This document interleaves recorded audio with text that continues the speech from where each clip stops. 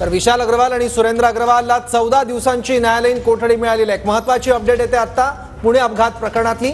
विशाल अग्रवाल सुरेंद्र अग्रवालला 14 दिवसांची न्यायालयीन कोठडी देण्यात आलेली आहे।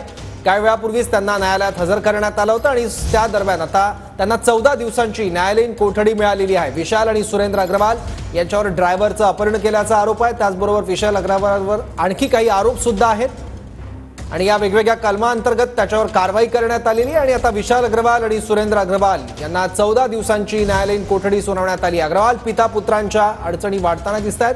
14 दिवसांची न्यायालयीन कोठडी मिळाली आहे, त्यामुळे आणखी एकदा जामिनाचा प्रयत्न देखील त्यांच्याकडून होऊ शकतो। विशाल अग्रवाल सुरेंद्र अग्रवाल यांना 14 दिवसांची न्यायालयीन कोठडी मिळाली आहे।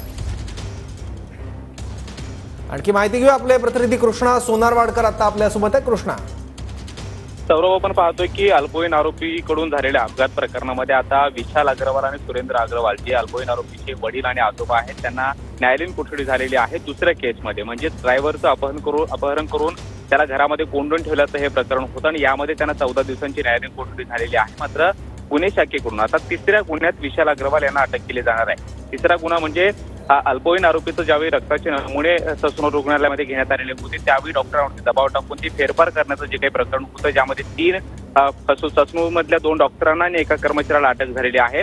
त्या प्रकरणात विशाल अग्रवाल हे सुद्धा आरोपी आहेत आणि त्यांना आता तिसऱ्या गुन्ह्यामध्ये अटक दाखवली जाणार आहे। त्यामुळे पहिल्या 2 गुन्ह्यामध्ये त्यांना न्यायालयीन कोठडी झाल्यानंतर आता तिसऱ्या गुन्ह्यामध्ये सुद्धा अटक होणार आहे। मात्र अद्यापही अजय तावरे जे ससूनमधील डॉक्टर होते, वरिष्ठ डॉक्टर होते, त्यांना किती रुपयांची लाच ऑफर करण्यात आलेली होती हे सगळे रक्ताचे नमुने बदलण्यासाठी ते अजून समोर आलेलं नाहीये। त्यामुळे विशाल अग्रवाल यांची चौकशी त्या गुन्ह्यामध्ये पोलिसांकडून केली जाणार आहे।